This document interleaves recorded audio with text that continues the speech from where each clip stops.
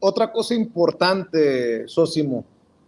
te pregunto, ¿estos documentos reivindican la lucha de estos guerrilleros históricos en los movimientos sociales? Porque estoy leyendo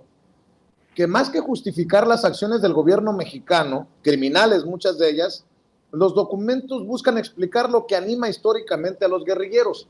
¿Encontraste aquí una reivindicación de estos personajes que fueron criminalizados en otros gobiernos históricamente? Pues es hacia allá iba en este sentido de que sí hay documentos que lo siguen criminalizando, que siguen hablando de delincuentes rabiosos, etcétera, que lo encontramos en los otros archivos también, pero como te decía, hay una parte de intelectuales analizando para la Marina estos movimientos sociales y entonces no traen esa carga. No necesariamente lo reivindican, pero sí explican su surgimiento. Y por eso hay esta situación donde señalan que muchos de estos movimientos sociales se explican y armados se explican por errores del propio gobierno, entonces del PRI gobierno. Entonces, sí me parece que de manera implícita hay una reivindicación por parte de estos intelectuales, no necesariamente porque veamos que pudieran simpatizar con estos movimientos armados, sino porque como ya es un análisis más de corte académico, ellos entonces empiezan a señalar los propios errores que cometió el gobierno y de hecho podría decirte que hay una parte donde hay estudios, por ejemplo, que se refieren a la Sierra de Guerrero, hablando de la pobreza en que se encuentran y ellos diciendo, pues prácticamente se explica un movimiento armado de esta magnitud ante la pobreza y también ante la cerrazón política. Entonces podríamos decir que de manera implícita, pues sí reconocen el propio valor, reconocen el propio la propia incluso necesidad para algunas comunidades que fue la manera en que se dieron para participar en política y muchas veces nada más defenderse, como el caso de que te comentaba de Lucio Cabañas, pues prácticamente lo que trataron aquí fue de defender, de preservar la vida, organizarse en un partido y entonces pues sí, irse en ese momento a la sierra.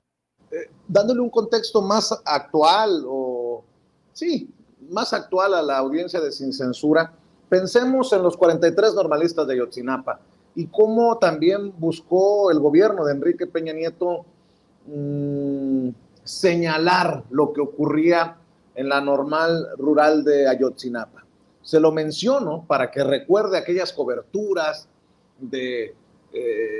quiénes estaban y quiénes controlaban presuntamente la normal y a los estudiantes, porque fíjese lo que apunta Sósimo Camacho en contralínea. Acusan a instituciones de educación superior como universidades públicas y normales rurales de ser campos de reclutamiento y reproducción de cuadros guerrilleros y señala a organizaciones sociales de estar infiltradas por los movimientos armados. Este es un tema que hemos platicado en cortito también, mi querido Sósimo, que a ambos nos apasiona. Tal vez a mí por mis años como normalista, y es un tema que te ha ocupado, no de esta investigación, sino de mucho tiempo, el tema de las normales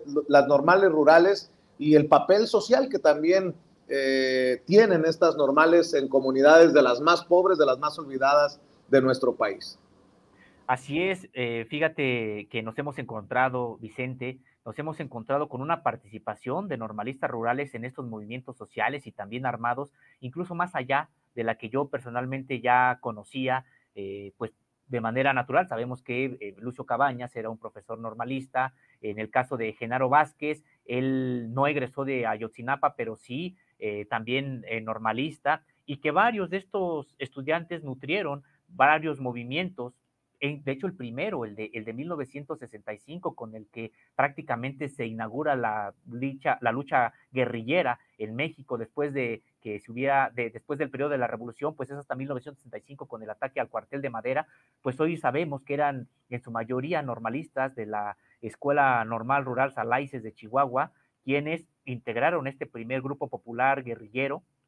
con Arturo Gamis, y sabemos esta parte, pero al estudiar estos archivos, pues nos damos cuenta que no solamente nutrieron estos movimientos de carácter eminentemente rural, los normalistas rurales que se convirtieron en revolucionarios, pues se pueden contar yo creo que por centenas, no por decenas, sino por centenas, y estuvieron en movimientos como, por ejemplo, el Movimiento de Acción Revolucionaria, uno de los grupos más profesionales que en ese momento se le consideró porque tenían entrenamiento teórico prácticamente adquirido en la Universidad Patricio Lumumba de Rusia, y tenían también pues entrenamiento táctico adquirido en la Corea de Kim Il-sung,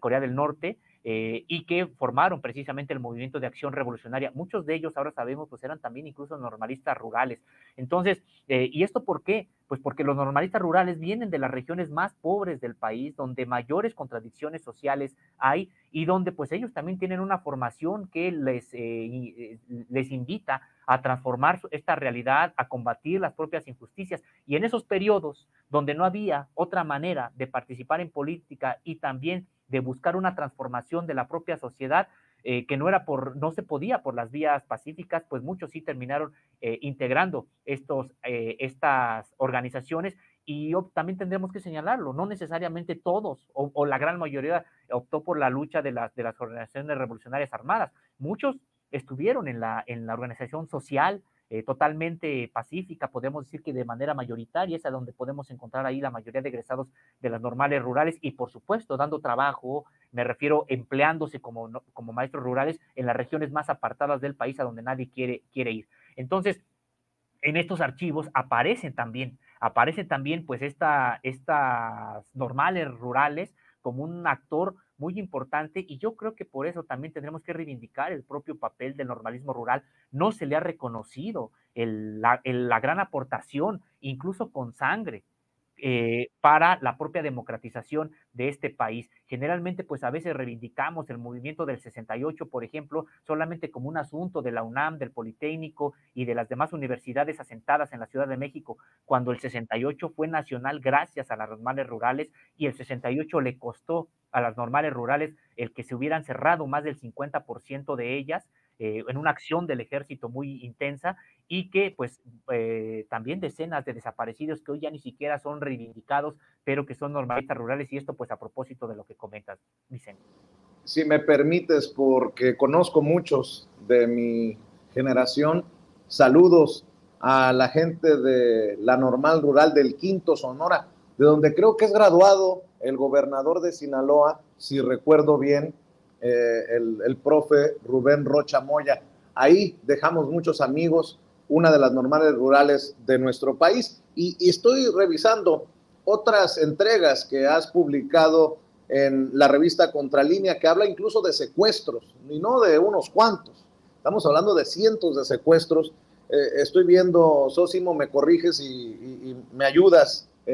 con la información, de acuerdo a estos reportes de inteligencia naval, que se registraron 200 secuestros en la lucha armada de clases. Dice Sósimo Camacho: los movimientos armados y la alta burguesía mexicana se declararon la guerra en la década de 1970. Ambos bandos se reconocieron como enemigos irreconciliables. El Estado mexicano se puso al servicio del sector patronal y ejecutó la más criminal embestida para exterminar a las guerrillas y congraciarse con el empresariado. Archivos secretos de inteligencia naval dan cuenta de casi 200 secuestros ejecutados por los guerrilleros contra los capitalistas y la alianza de estos con el gobierno federal. De entrada yo te preguntaría, si